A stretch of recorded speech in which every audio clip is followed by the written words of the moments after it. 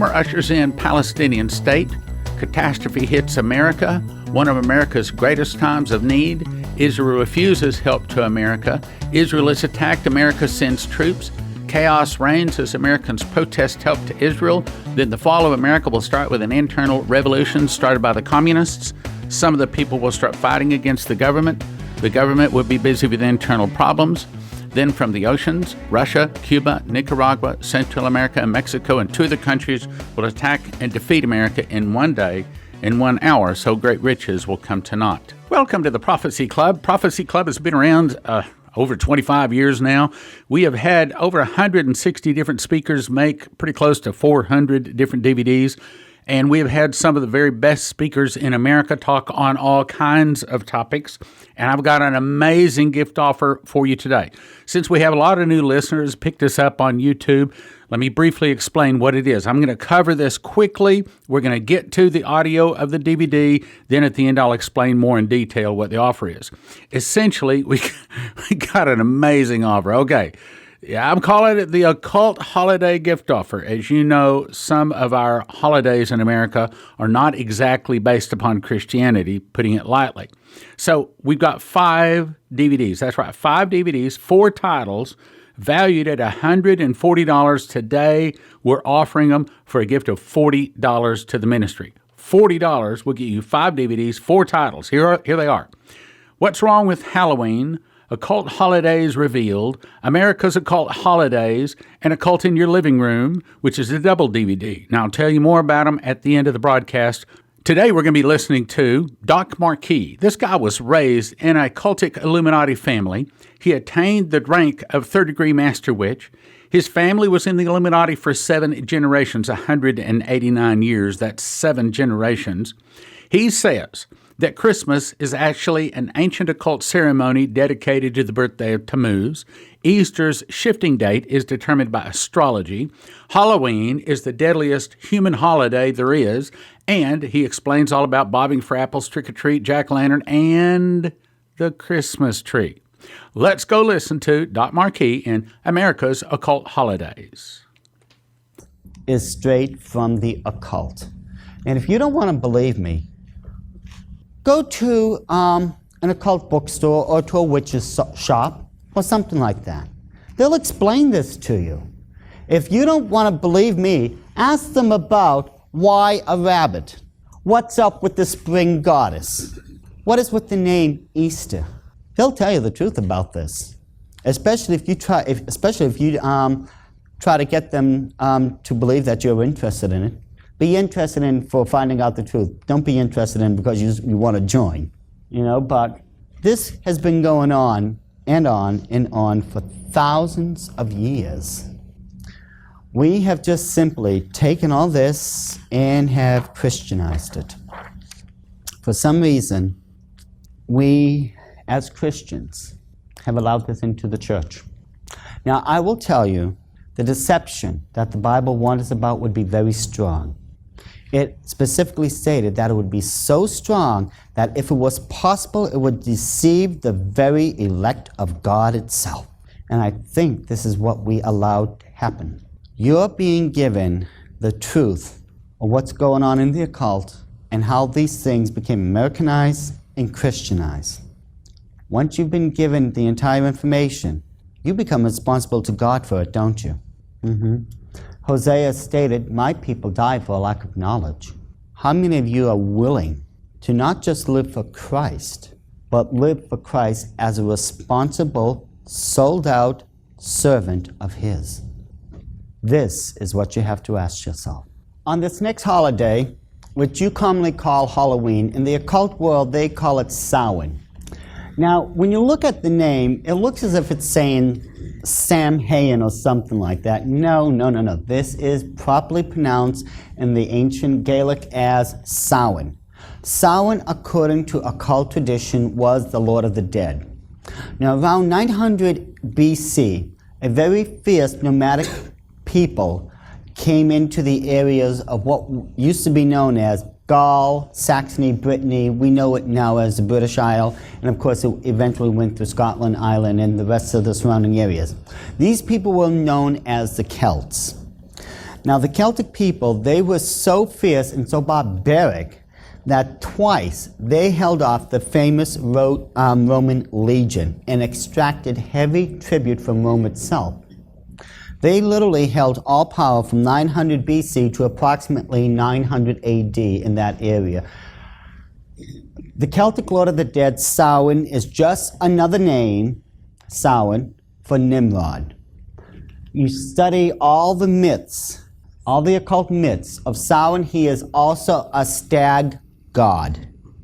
Has horns just like the stag god of the occult world that is so constant.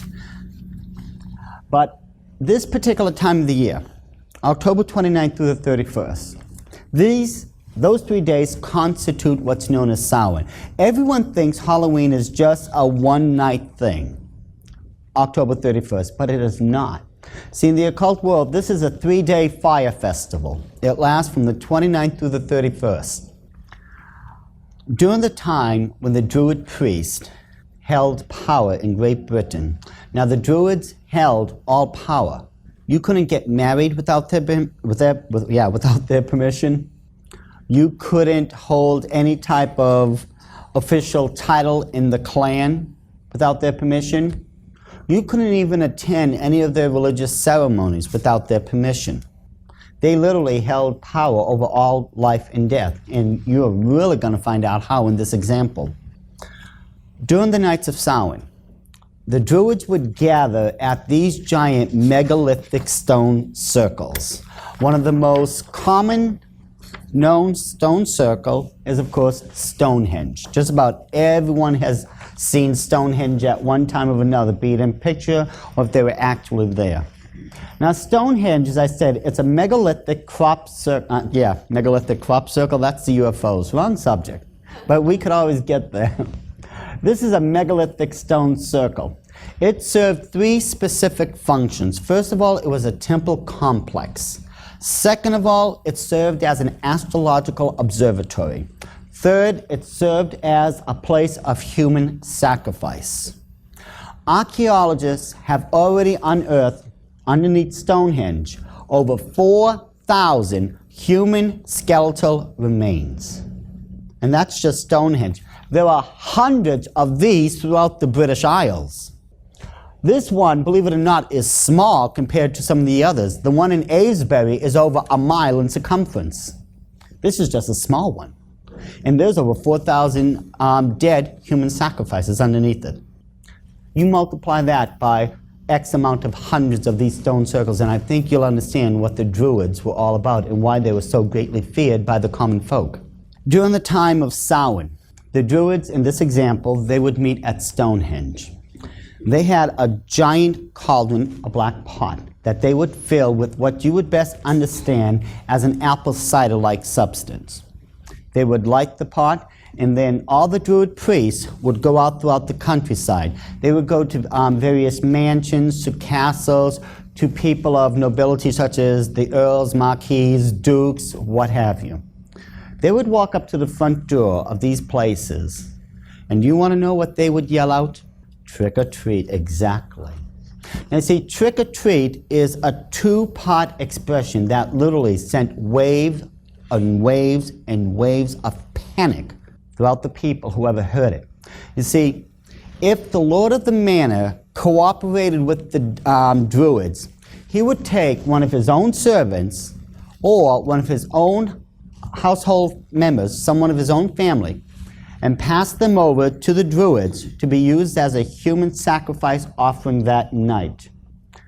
The Druids would leave you a treat for your cooperation. They would take a pumpkin that was previously hollowed out and filled with human fat. They would leave it on the front doorstep and light it. This served as a water protection from all the demonic forces that would be unleashed that night. Now this is where we get into the trick. If you did not cooperate with the Druids, they would take blood from a dead body that they had actually been dragging around and paint the 6-pointed star with the circle around it. This is known as a hexagram, from the Latin hexer for 6. This is the foulest, the most evil of all the symbols in the occult world. I don't care what anyone else tells you. You need that symbol if you're going to summon a demon to this plane of existence. The Druids would paint that in human blood on the people's front door. Someone would die between those nights because of the demonic forces that were summoned. 4 or 5 hours later, the Druids would all return, in this example, as I stated, back to Stonehenge. Once they got back to Stonehenge, they would take these people and put them in these cages. One particular cage is of great interest. They would take those wicker reeds. Remember how we had talked about those before, how the Easter egg landed in wicker? And it's a very, very durable material. What the Druids would do a week before Samhain began, they would send the Celtic warriors out throughout the countryside where they would gather up thousands of these wicker reeds. Once they brought them back, they formed a giant wicker man. The wicker man looked something similar to this. It stood approximately 25 to 30 feet in height and was just intercrossing wicker reed to where it formed the effigy of a human man. This would usually be 2 to 3 levels in height and have cages running throughout it. The Druids, once they brought back all the human sacrifice offerings from trick-or-treating, they would throw them into those cages and tie them. Now, if by some chance they ran out of space in the wicker man, they had these regular square cages made out of wicker that they had set aside just in case. Now, this is where the Druids now would have their version of fun. They would take approximately 12 prisoners, 12 people now who were going to be used as human sacrifice offerings, and line them up in a single row in front of that cauldron. They would take an apple, throw it into the cauldron, and say, if you can take that in between your teeth on the first try, you will be set free immediately. Who would do that? Raise your hand. Who would try to grab that apple in between their teeth so that they could be set free? Who would do it? Raise your hand, please. There's only one problem, though. That cauldron has been boiling away for 4 to 5 hours now. The boiling temperature of liquid is 212 degrees Fahrenheit. Now, who would do it? No volunteers? You? You know, you'd be the only one then who would have a chance of living. You see, if you didn't try for it, you were going to end up as a human sacrifice offering anyways. This was your only way out. Every single person there did take the chance, except with dire consequences, let's face it. After they plunged their heads into that boiling liquid, their faces, their neck, and I don't even know how much of their chest and back, literally was just melting to where they would be permanently disfigured and unrecognizable. Many of them went blind because of the 212-degree liquid that was burning their eye sockets away. Many end up as partially or permanently deaf because of the damage that was done to their ear canal and the damage that was done to their speech and to their respiratory system because all that liquid was funneling down their throats while they were trying to grab that apple. And yes, this is where you got that cutesy little game, bobbing for apples. Now, if you did grab that apple on the first try in between your teeth, they held to their promise. They let you go. Some life afterwards. But if you didn't do it, they would throw you on the ground and behead you right there on the spot. Samhain is the highest night of human sacrifice on the Illuminati's calendar. And the reason it is because this is, at this time of the year, what's known as a crossroad. It ends the old year and begins the new one. Now, all crossroads in the occult are sacred. Another example would be where the beach begins and where the beach ends and the ocean begins. That's a crossroad. That's considered a sacred spot. All crossroads are sacred. Now, during this time of the year, it is believed that those souls that had died from who knows how long ago, because the veil that's separating the third and fourth dimension are supposed to be at their thinnest, those departed souls can cross over and visit their loved ones for the night. but nothing guaranteed that these spirits would be benevolent. In order to keep these spirits in line, the Druids came up with these hideous masks and decorated their robes with all types of occult symbols to control these demonic spirits, if you would. And you know, this is where you get your costumes for trick-or-treating from. Let's face it, it comes straight with the mask and the outfit to this very day. And yet, we've allowed this into the church. I mean, be honest, people, before God right now, be honest. How many of you have ever gone to a Halloween party at a local church? Raise your hand. Be honest here. There's nothing wrong with it, I mean, as far as being honest goes.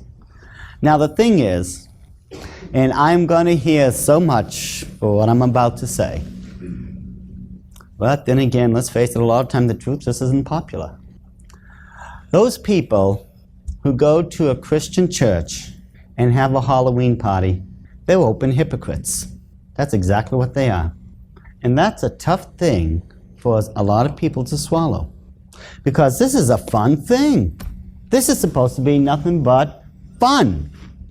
And yet, you know, there's actually a group that's actually worse than that. Many of the Celtic people, those in the tribes and the various clans, could not attend the Samhain festival and a lot of these religious holidays because of the distance that they lived away from these temple complexes. What they did, they would hold the exact same ceremony, except the Druid priests weren't able to preside over it. Instead of calling it Samhain, those Celtic warriors called it a harvest festival. Now, how many of us have ever gone to a church where there had been a harvest festival? Those people doing the harvest festival, they're the closet hypocrites. I mean, bad enough being open about it, but being a closet hypocrite about it, I mean, really. But that's exactly what's going on. We've given it this wonderful Christian air. We've even gone so far as to tell the kids, it's okay if you wear a costume that has Moses or Ruth or Mary or whoever. It is not all right. When the Bible said, learn not to do the way of the heathen, do you think God was just taking up space? We have got to make up our minds one way or the other to commit ourselves for Christ or not to. Those are the only two choices we have. Because when you look at the third chapter of the book of Revelation, it talks about a curse that's upon our church age, and that's known as the Laodicean church age. The Laodicean Christians, for the most part, are just lukewarm at best.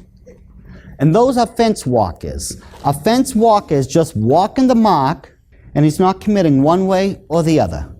How can God bless a person who won't make up his mind one way or the other? This is what it comes down to. And didn't Hosea himself say that my people die for lack of knowledge? Well, I think we're getting a fair amount of knowledge right now, but the question is, what are you going to do with it? This is what you have to ask yourselves. And as I said before, this is not a popular topic of discussion. Let's face it. How many of us have gone out? We've celebrated Christmas. We've gone Easter egg hunting, many of us. Halloween, harvest festivals, and trust me, I'm not done yet. But this is popular stuff. But since when did Christ tell us we're here for popularity points? We're not here for that reason. We're here for one and only one purpose, and that's to fulfill the Great Commission, to go out there, preach the gospel of salvation, and get these people saved. But how is that going to be possible if our own houses need to be cleaned up? We want God to shed His blessings from on high. We want God to use us. How can we honestly expect God to do that if we're doing the exact same thing the heathens are doing? In the occult world, nothing has changed, and this is more than 5,000 years old. And if my pastor Bruce Wilson was here right now, he would be looking at me and wondering what's getting into me. See, I have a deadly fear that one of these days God may call me into, the ministry to become a preacher. No. My gift is in teaching, and I'm just praying God never does that to me. Don't get me wrong. Preachers are some of the nicest people on God's earth. You should make a friend of them. But it just isn't my gift. It really isn't. But the truth is, really, how are we ever going to be used of God? if we don't clean up our own houses first. There is just so much that we, and again, here I go, people, that we would love to blame other people for doing. Oh, do you see what that person has done?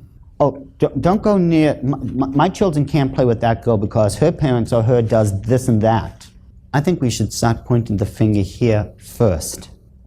Christ said, don't worry about the little sliver of the mote that is in their eyes. Worry about the 4x4 that is in yours right now. Then you'll be able to see spiritually to help them. Now, what could possibly be so harmful or occultic about St. Valentine's Day? It's a day set aside for lovers, isn't it? That's what it's known as. It's the holidays of lovers, correct? If you recall, remember how I told you, Nimrod, Semiramis, and Tammuz, they were the first family of the occult. The occult beliefs did not change. All that happened when it went to the next culture, just the names changed. The beliefs remained the same. If you go back, you can actually trace all this stuff. Now, with Valentine's Day, notice how this is exactly 13 days after the human night sacrifice of Imbolg. This is nothing but a complete camouflage for an ancient fertility ritual. Now, how many of us have seen this cute little boy before? It's a little difficult to see, but this is Cupid throwing an arrow at his victim known as Psyche.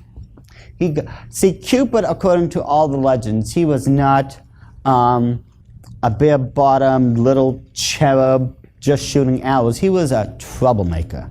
He got in trouble with the gods themselves, you know? And he himself, as I said it, boy, did he get into a lot of trouble. But Cupid, if you check this very carefully, according to the legends, was the son of Venus. Originally, his name was Tammuz. Remember, he's the son of Semiramis. Venus, originally, is the daughter of Jupiter. Well, Semiramis was the wife of Nimrod. Now, this here is the famous rendition that's known as the Venus de Milo. It was found in Milo, Italy. This is the fertility goddess. This is the big brouhaha, what St. Valentine's Day is also about. It is nothing but the reenactment, as I stated, of the ancient fertility rites, because continuing on, you find out Jupiter himself, according to all the myths, was the head god of the pantheon. He was the sun god. Nimrod of Babylon was declared to be the sun god. And if you notice, once it got into Egypt, what was Ra known as? The sun god. It didn't change. Only the names did. That's it. And during this festival of Valentine, there would be a lot of drunkenness going on. There would be sexual orgies going on. And the two most famous sacrifices that people would bring to the temple, to the goddess, were sweets, such as candies, and spring flowers. And isn't that what we're doing to this very day? How many of those candy stores are making a killing, let alone the floral shops? This is the exact recreation of that ancient fertility ritual. And mind you, back then they had a symbol that they used for this ceremony, and it was the human heart. The reason it was the heart was because the heart represented the seat of all emotions, including love. And to this very day, we will reenact this ancient occult ceremony, and we won't even think twice about it. Now, this one is one of my favorites. Groundhog's Day. What could be so occultic or harmful about a groundhog? Well, first of all, groundhog is celebrated on the night of what's known as Imbolg in the occult. It's the night of human sacrifice. But did you know that the groundhog has great metaphysical powers? He can divine the future. You take this creature, you hold him up in the air, you look down. If his shadow is there, you're going to have a long winter. Well, if you're still holding him up there and you look down and there's no shadow, he's your friend now because you're going to have a short winter. This cute little fellow that they're constantly using every year that you see on TV, that's Punxsutawney Phil. Punxsutawney Phil has the ability to tell not only the future, but the weather better than the weatherman. Anyways, oh, by the way, how many of you had ever seen that movie, Groundhog's Day? You want to talk about reincarnation and what it's all about? Anyway, the groundhog itself is a perfect representation of the spring goddess. We're going to do a comparison in a minute. But over here, we see a young maiden, a mature woman, and an old lady. These three ladies represent the three stages of the Earth Mother's life. She comes in as a young maiden. May 1st, she matures into the Earth Mother, and around October, she goes into what's known as the Old Crone. This is what's known as the maid, the mother, and the crone. This represents the three facets of the Earth Mother. Now, when we take a look at the groundhog and compare it to the Earth Mother, you're going to find that there is no difference. You see, the Earth Goddess, when her time is over and the stag god comes in, she goes into the earth and sleeps until the spring. Isn't this what the groundhog does? He goes into the earth and he hibernates. The Earth Goddess is sleeping in between. I'm going to interrupt right there, and now I'm going to tell you a little bit more in depth about these 5 DVDs, 4 titles that we're offering. All of them valued at $140, available for a gift of just $40 at prophecyclub.com. prophecyclub.com. Okay, the first one. What's wrong with Halloween? Dr. Jack Clooney, ranking authority on Satanism, witchcraft, white supremacy, all sorts of things, worked with the FBI, CIA, OSI, Border Patrol, expert on it. Occult Holidays Revealed, Stephen Dollins, ex-Satanist high priest, Church of Satan, reveals origins behind Christmas, Easter, Halloween. He explains things in an amazing way. And then the one you've been listening to, America's Occult Holidays.